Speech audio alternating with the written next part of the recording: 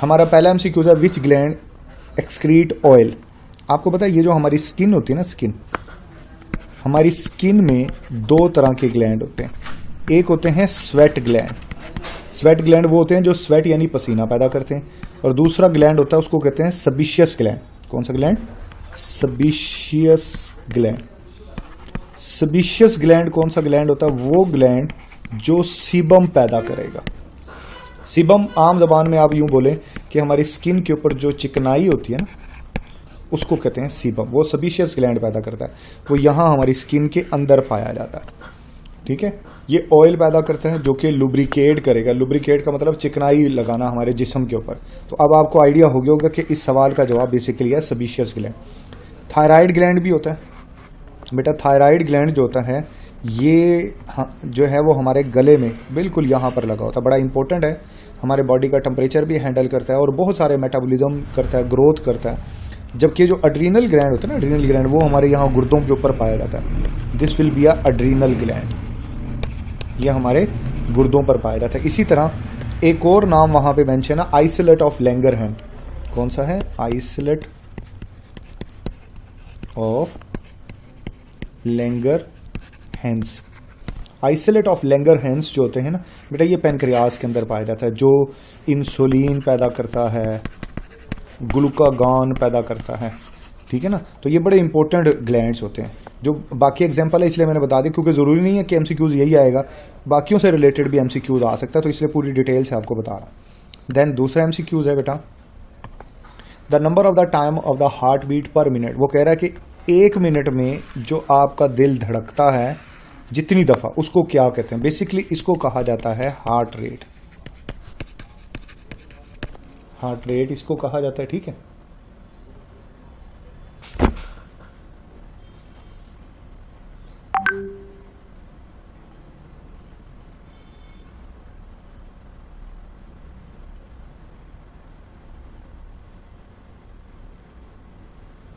अच्छा, उसके बाद इसको क्या कहेंगे हम? हार्ट रेट कहते हैं। हार्ट रेट का ही दूसरा नाम होता है पल्स रेट। ठीक है ना, तो इसका आंसर बन जाएगा पल्स रेट। पायरेक्सिया बोलते हैं फीवर को। पायरेक्सिया किसको बोलते हैं? फीवर को। रेस्पिरेटरी रेट यानी एक मिनट में आप कितनी दफ़ा सांस लेते हो। एम्पटिंग रेट क्या होता है? एम्पटिंग रेट होता है जैसे स्टमक का खाली होना, ठीक है ना, इसी तरीके से आपका हार्ट का खाली होना, मतलब हार्ट ब्लड से फिल करता है फिर एम्पटी हो जाता है, या मैदा खाने से भरता है फिर मैदे से खाना जो है वो स्मॉल इंटेस्टाइन में चला जाता है, तो इसको कहते हैं एम्पटिंग रेट। ठीक है ना, बहरहाल सवाल था कि एक मिनट में आपका हार्ट बीट जो होता है उसको क्या कहते हैं? उसको हार्ट रेट कहते हैं या उसको पल्स रेट कहा जाता है। Then next, normal level of systolic blood pressure. देखो बेटे, आपका ये जो ब्लड प्रेशर होता है ना, जिसको आप बीपी लिखते हो, ये दो तरह का होता है। एक होता है सिस्टोलिक और एक होता है डायास्टोलिक। सिस्टोलिक और डायास्टोलिक में क्या फ़र्क होता है? सिस्टोलिक और डायास्टोलिक, सिस्टोलिक का लफ्जी मतलब होता है कॉन्ट्रैक्शन, यानी जब आपके मसल्स कॉन्ट्रैक्ट करें, और डायास्टोलिक का मतलब होता है रिलैक्सेशन, यानी जब आपके पट्टे और आपके मसल्स रिलैक्स करें तो उस वक्त आपका डायास्टोलिक होगा।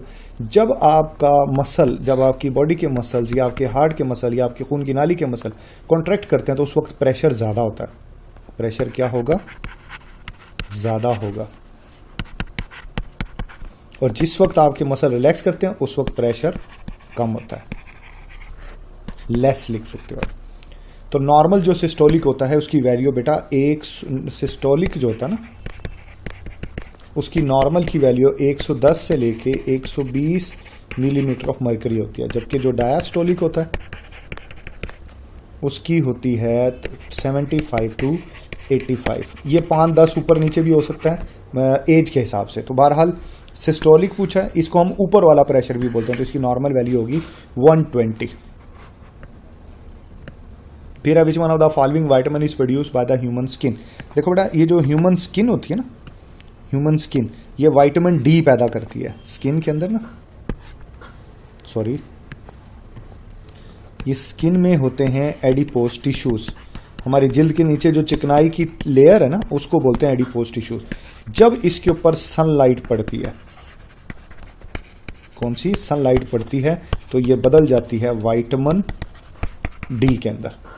जो कि आपके ब्लड में कैल्शियम एब्जॉर्प्शन में मदद करता है। ठीक हो गया, आई होप आप याद रखोगे। Which one of the following is the largest gland of human. बेटा हमारे पूरी बॉडी का जो सबसे बड़ा ग्लैंड होता है ना वो लीवर होता है, जबकि स्मॉलेस्ट जो ग्लैंड है, एमसीक्यूज आ सकता है, लार्जेस्ट तो लीवर हो गया ना, स्मॉलेस्ट जो होता है वो पीनियल ग्लैंड होता है, जो कि आपके दिमाग में पाया जाता है। ठीक है ना, आपका सोना उठना, आपकी जिल्द का कलर, इसको कंट्रोल करने में इसका किरदार है। जबकि सबसे छोटा पीनियल है, सबसे बड़ा लीवर होता है। Normal pH of human blood, बेटा ये बड़ा सिंपल सा है। हमारे ब्लड की जो नॉर्मल पीएच होती है वो 7.4 होती है। Which hormone is secreted by the alpha cell. देखें ये जो पेनक्रियाज होता है ना, पेनक्रियाज, इसके दो तरह के सेल्स होते हैं, अल्फा सेल्स और beta cells. Alpha cell, beta cell insulin पैदा करता है और अल्फा सेल ग्लूकागॉन पैदा करता है। इंसुलिन ब्लड में ग्लूकोज को कम करते हैं, लिखो ना ब्लड शुगर डिक्रीज, डिक्रीज यानी कम होना। ठीक है ना, तो ये खून में शुगर कम करती है, जबकि ग्लूकागॉन आपके खून में शुगर को बढ़ाते। ठीक है ना, तो अल्फा सेल पूछा है तो आएगा ग्लूकागॉन, बीटा सेल पूछता तो आता इंसुलिन। तो बहरहाल अब आंसर बन जाएगा ये वाला। Clear fluid of cell where all organelles are. देखो ये जो लिक्विड होता है ना सेल का, लिक्विड, इसको कलेक्टिवली कहा जाता है साइटोप्लाज्म। अब साइटोप्लाज्म में दो चीजें होती है, एक खाली लिक्विड और बाकी तमाम ऑर्गेनेलीज, जैसे ये माइटोकॉन्ड्रिया, जैसे ये गोल्जी ऑपरेटस वगैरह। मतलब अगर सिर्फ लिक्विड लें, only liquid, sorry only liquid लें और कुछ भी ना हो तो उसको कहते हैं साइटोसोल। लेकिन लिक्विड के साथ ऑर्गेनेलीज भी ऐड हो जाएं तो it will be a cytoplasm. तो उसने सिर्फ क्लियर फ्लूइड का नाम लिया, मैंने तो कहा सिर्फ फ्लूइड, तो सिर्फ फ्लूइड तो आएगा साइटोसोल। आगे चलेंगे। If blood is present in the urine, अगर आपके यूरिन में ब्लड आ रहा है तो बेटा इस बीमारी का नाम होता है हेमेटोयूरिया। हेमेटोयूरिया कहा जाता है इसको। जबकि हाइपर कैलीमिया क्या होता है, ब्लड में पोटाशियम का लेवल का बढ़ना, इंक्रीज होना।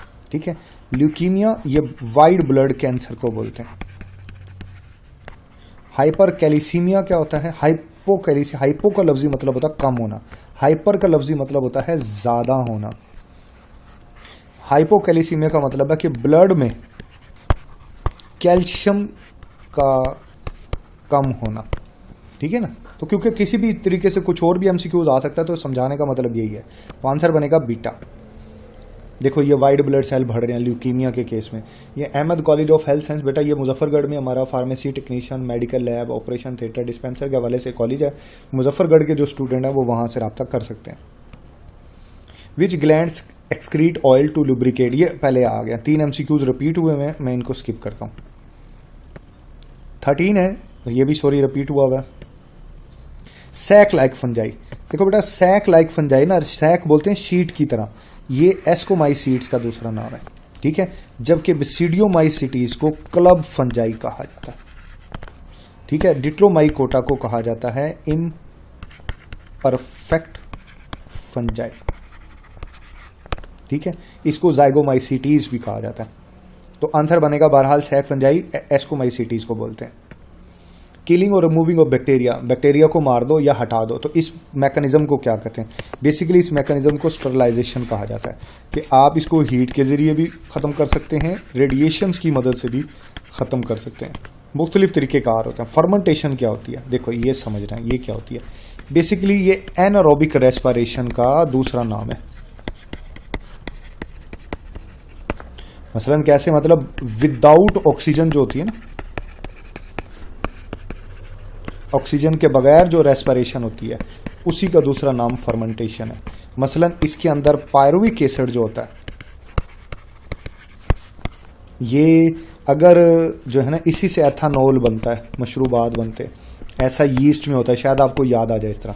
इसी तरीके से अगर ये ह्यूमन में है तो ये बनता है lactic acid.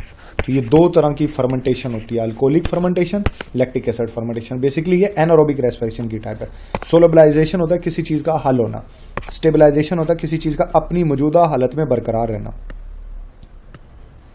After gram staining, देखो बेटे स्टेनिंग ना कलर देने को कहते हैं, कलर प्रोड्यूस करना। अब बैक्टीरिया जो होता है ना, बैक्टीरिया वो स्टेनिंग के लिहाज से दो तरह का होता है, ग्राम पॉजिटिव बैक्टीरिया और ग्राम नेगेटिव बैक्टीरिया। दोनों की कंपोजिशन का होता है फर्क। आप नोट करो, देखो ये वाली लेयर जो है ये थिन है, किसमें? ग्राम नेगेटिव में। ये पेप्टिडोग्लाइकन के बारे में कहा जा रहा है, जबकि यही लेयर ग्राम पॉजिटिव में थिक है, तो फर्क तो आएगा। ग्राम नेगेटिव में फैट ज्यादा होते हैं, ठीक है ना, 11 to 12% होते हैं, शायद आपने पढ़ो, और इसके अंदर 1 से 4% फैट होते हैं। तो दोनों की कंपोजिशन में फर्क होता है, इसलिए दोनों डिफरेंट कलर पैदा करते हैं। जब आप इनका कलर दोगे ना, देखो इसमें क्या होता है, देखो आप क्रिस्टल वायलेट कलर यूज करते हो एज अ प्राइमरी डाई, यानी पहले कलर के तौर पर। फिर आप आयोडीन यूज करते हो उसको फिक्स करने के लिए। फिर आप अल्कोहल का इस्तेमाल करते हो उसको वॉश करने के लिए। सेफ्रानिन आप इस्तेमाल करते हो सेकेंडरी डाई के तौर पर। इसका कलर होता है पिंक। ये कलर सिर्फ ग्राम नेगेटिव देगा, जबकि क्रिस्टल वायलेट का होता है पर्पल, ये सिर्फ ग्राम पॉजिटिव देगा। यानी आपने ये कलर लगाए सारे और माइक्रोस्कोप में देखा, अगर पर्पल कलर आया तो ग्राम पॉजिटिव, पिंक कलर आया तो ग्राम नेगेटिव। तो इस लिहाज से ग्राम स्टेनिंग नेगेटिव बैक्टीरिया लिखा तो पिंक। पिंक कलर बेसिकली होता है सेफ्रानिन कलर स्टेन का। तो जो ये देगा ग्राम नेगेटिव, इसका कलर देता है, ठीक है ना। क्रिस्टल वायलेट का कलर होता है पर्पल, और ये सिर्फ ग्राम पॉजिटिव बैक्टीरिया इसका कलर पैदा करता है, ग्राम पॉजिटिव बैक्टीरिया। उम्मीद आप याद रखोगे। फिर है 17 पॉइजन, मीनिंग पॉइजन। असल में ये जो वायरस है ना, वायरस, ये लफ्ज निकला है विनोम से, जिसका लफ्जी मतलब होता है जहर यानी पॉइजन। तो ये वायरस के लिए लफ्ज इस्तेमाल होता है। वायरस दो तरह के होते हैं। इस तरह का जो वायरस होता है ना, इसको कहते हैं बैक्टीरियोफेज, यानी बैक्टीरिया खाने वाला वायरस है। बेसिकली ये वायरस का ही नाम है, बैक्टीरिया खाने वाला वायरस, बैक्टीरिया पे हमला करने वाला वायरस। एक वायरस ऐसा होता है जैसे ये कोरोना वायरस है।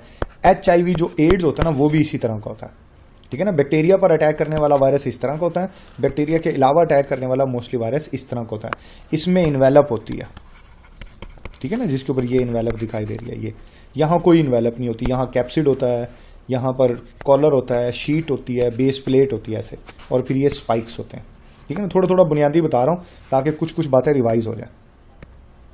Cell wall of the fungi बड़ा मशहूर है कि इसकी जो सेल वॉल होती है ना, वो काइटन की बनी होती है। सेलुलोज जो है ना, वो प्लांट्स की, और एल्गी की जो सेल वॉल होती है ना, वो सेलुलोज की बनी होती है, ठीक है ना। स्टार्च को किसी की भी नहीं बनी होती, एल्गी तो वैसे लिख दिया। तो फंजाई की सेल वॉल काइटन की बनी होती है, इसको जी काइटन बोलते हैं, ठीक है। बैक्टीरिया के बारे में आ जाता है कि बैक्टीरिया की सेल वॉल किसकी बनी है। तो बेटा बैक्टीरिया की सेल वॉल बनी होती है पेप्टिडोग्लाइकन की या म्यूरिन की, ठीक है। उम्मीद है याद रखोगे। Micro organism that reside in the human body without causing any disease. कि कोई देखो कुछ बैक्टीरिया ऐसे होते हैं जो हमारी बॉडी में पाए जाते हैं, जो यूजफुल बैक्टीरिया होते हैं, फायदेमंद बैक्टीरिया, तो उनको नॉर्मल फ्लोरा कहते हैं। पैथोजेनिक बीमारी पैदा करने वाले, कार्सिनोजेनिक कैंसर पैदा करने वाले, विरुलेंट कोई भी बॉडी में मसला पैदा करने वाले, वो विरुलेंट कहलाएंगे। फिर which of the following part of neuron is responsible for receiving information and conducting toward the cell body. देखो बेटा न्यूरॉन के पास ना 3 हिस्से हैं, dendrites, axon and cell body. Dendrite का काम है कि वो सेल बॉडी तक मैसेज लेकर आती है, और सेल बॉडी से एक्सॉन का काम होता है मैसेज लेके जाना अफेक्टर्स तक। तो ये पहले डेंड्राइट आएगा, डेंड्राइट मैसेज देता है सेल बॉडी को, सेल बॉडी मैसेज देती है एक्सॉन को। डेंड्राइट किससे? रिसेप्टर से मैसेज लेता है, और एक्सॉन आगे मैसेज देगा बेटे अफेक्टर्स को, अफेक्टर्स रिस्पॉन्स देते हैं। तो इस तरह मैसेज चलता है। डेंड्राइट ये छोटे छोटे पार्ट होते हैं जो कि मैसेज को सेल बॉडी के अंदर लेकर आते हैं। ये सारा एक्सॉन है, ये मैसेज ऐसे इसके ऊपर चलता है, नर्व इम्पल्स। तो यहाँ पे लिखा हुआ है कि कौन conducting toward cell body, toward cell body आएगा डेंड्राइट। ये होता है away from cell body, cell body से दूर लेके जाना, वो होता है एक्सॉन का काम। सेल बॉडी की तरफ लेके आना वो होता है डेंड्राइट का काम। तो इसका आंसर यही बनना चाहिए, बीटा। इमल्सिफिकेशन क्या होती है? इमल्सिफिकेशन होती है 2-3 तरीके से। देखो एक तो होता है कि फैट का बड़ा मालिक्यूल है, इसको तोड़ दो, मुख्तलिफ हिस्सों में छोटे में बना दो, तो ये भी इमल्सिफिकेशन होती है, ठीक है। और ये हमेशा चिकनाई की होती है। दूसरी इमल्सिफिकेशन ये होती है कि ये बाइल साल्ट की मदद से, बाइल साल्ट की मदद से, ठीक है, और फास्फोलिपिड्स की मदद से इसके ऊपर एक एक्स्ट्रा कोटिंग लेयर चढ़ा दी जाए ताकि ये वाटर सोलुबल बन जाए, फैट सोलुबल से वाटर सोलुबल बन जाए। ऐसा क्यों किया जा रहा है, मतलब इसको फैट से, चिकनाई से पानी में हल करने वाली हालत में क्यों ला रहे हैं? क्योंकि ये जो लाइपेज है ना, ये सिर्फ वाटर सोलुबल पे काम करेगा। लाइपेज इस पे काम करना शुरू कर दे, इसलिए जो बाइल साल्ट्स होते हैं वो फैट को वाटर सोलुबल चीज में बदलते हैं ताकि ये लाइपेज काम करे और फिर इसको फैटी एसिड और ग्लिसराइड्स के अंदर ब्रेक कर दे। ये प्रोसेस सिंपल आम जबान में आप जान लें कि लिपिड के मॉलिक्यूल को ब्रेक करना, दैट इज कॉल्ड इमल्सिफिकेशन, और ये बाइल साल्ट का काम होता है। और ये इमल्सिफिकेशन सिर्फ चिकनाई की होती है, बाकी किसी चीज की नहीं होती, फैट की। आंसर बनेगा बीटा। एबनॉर्मल हार्ट बाउंड्स, ये बाउंड्स नहीं साउंड होगा। जो एबनॉर्मल साउंड होती है ना बेटा, उसको मरमर बोलते हैं, मरमर्स। लब और डब ये नॉर्मल साउंड्स होती हैं। पहली साउंड होती है लब और दूसरी साउंड होती है डब, लब डब, तो ये आती है। डायस्टोलिक बेटा जो है वो लोअर ब्लड प्रेशर को बोलते हैं। Small granular structure present in cytoplasm, देखो बेटा बहुत सारे ग्रैन्यूल्स हैं इसमें, जैसे कि यहाँ पर ये आपको दिखाई दे रहे हैं, ये हैं राइबोसोम्स, ये ग्रैन्यूल्स होते हैं, छोटे छोटे दानों की शक्ल में होते हैं। This will be endoplasmic reticulum, ठीक है ना। ये माइटोकॉन्ड्रिया है, ऐसे माइटोकॉन्ड्रिया होता है। ये पेरोक्सिसोम है, ये गोल्जी ऑपरेटस है, ये ऑर्गेनेलीज हैं। तो वो कह रहा है कि ग्रैन्यूल की शक्ल में, यानी छोटे दानों की शक्ल में कौन सी ऑर्गेनेली होती है, वो बेसिकली राइबोसोम होती है। Which one of the other name of horny layer, देखो स्किन की बहुत सारी लेयर होती है, ये वाली जो लेयर होती है ना, पहली सबसे ऊपर वाली, ये कहलाती है हॉर्नी लेयर, यानी कांटेदार बाल होते हैं ना इधर। तो बाकी जो नीचे वाली ग्रैनुलर लेयर होती है, इसको पिकल लेयर बोलते हैं। सबसे नीचे वाली को बेजल लेयर बोलते हैं। देखो यहां पे आप देख सकते हो जो स्टेटम कॉर्नियम होती है, ये बेसिकली कहलाती है हॉर्नी लेयर, क्योंकि इसके ऊपर बाल होते हैं ऐसे, ठीक है। इसी तरीके से ये जो स्टेटम लूसिडम है और जो है बेटा ये स्टेटम ग्रैनुलोसम है, ये ग्रैनुलर लेयर कहलाती है। और जो स्पाइनोसम होती है बेटा, इसको प्रिकल लेयर बोलते हैं, प्रिकल लेयर, ठीक है। और ये होती है बेजल लेयर। तो आज अगर आ गया हॉर्नी का तो कल कोई और आ सकता है, तो आपने याद रखना है हर लेयर को। इसका आंसर बहरहाल बनेगा बीटा। फिर है बेटा विच of the following organ of digestive system है माइक्रोस्कोपिक फिंगर लाइक पार्ट। देखो ये फिंगर लाइक पार्ट है, इनको कहा जाता है विलाई। इसका काम होता है खाना एब्जॉर्ब करना, एब्जॉर्प्शन ऑफ फूड। विलाई की शक्ल में ऐसे देखो, ये यूं ट्यूब यूं है ना, ये ऐसे विलाई की शक्ल में आ जाती है। अंदर खून की नालियां होती हैं और लिम्फेटिक वेसल की भी एक नाली होती है, ये दिखा रहे हैं ना, lacteal lymphatic vessel. Lymphatic basically ये कैपिलरी होती है। ये आपकी स्मॉल इंटेस्टाइन में पाया जाता है। क्यों पाया जाता है जी स्मॉल इंटेस्टाइन में? ताकि इसका काम होता है खाना जज्ब करना, कि खुराक की नाली से खाना आपके ब्लड में चला जाए। ब्लड में जाने के लिए इस तरह उंगलियों की तरह ये स्ट्रक्चर क्यों बनाए जाते हैं, ये विलाई की शक्ल में क्यों बना रहे हैं? ताकि सरफेस एरिया बढ़ जाए। सरफेस एरिया इंक्रीज करने के लिए अल्लाह ताला ने इसको ऐसा बनाया। बहरहाल ये स्ट्रक्चर स्मॉल इंटेस्टाइन में पाया जाता है। विच of the large bone in the leg, leg में दो हड्डियां होती हैं बेटे आपकी टांग में, टिबिया होती है और फेबुला होती है। इसमें आप देख रहे हो कि टिबिया सबसे बड़ी हड्डी है, ये आपकी टांगों का सारा वजन उठाती है, तो आएगी टिबिया। दूसरी हड्डी का नाम है फेबुला। अल्ना रेडियस और अल्ना ये आपके बाजू की हड्डियां होती हैं, स्टमक तो कोई हड्डी नहीं है भाई। हाउ मेनी फ्लेंजीज आर प्रेजेंट, फ्लेंजीज बोलते हैं उंगलियों को। देखो ये होती है कलाई, रिस्ट जिसको बोलते हैं रिस्ट यानी कार्पल बोन। ये होती है पाम यानी आपकी हथेली, और बाकी है फ्लेंजी। देखो 1 2 3 4 5 6 7 8 9 10 11 12 13 और ये हो गई 14।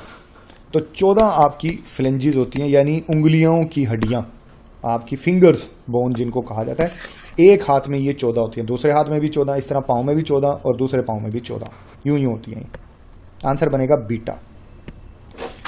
विच of the following bacteria do not have cell wall, बेटा सिर्फ एक ही बैक्टीरिया जिसमें सेल वॉल नहीं होती, दैट इज माइकोप्लाज्मा। ये स्मॉलेस्ट बैक्टीरिया, स्मॉलेस्ट बैक्टीरिया, ठीक है ना। ये इक्वल टू लार्जेस्ट वायरस होता है। एक और एमसीक्यूज बता रहा हूं, सबसे बड़े वायरस के बराबर होता है, और सबसे बड़ा वायरस होता है पोक्स वायरस।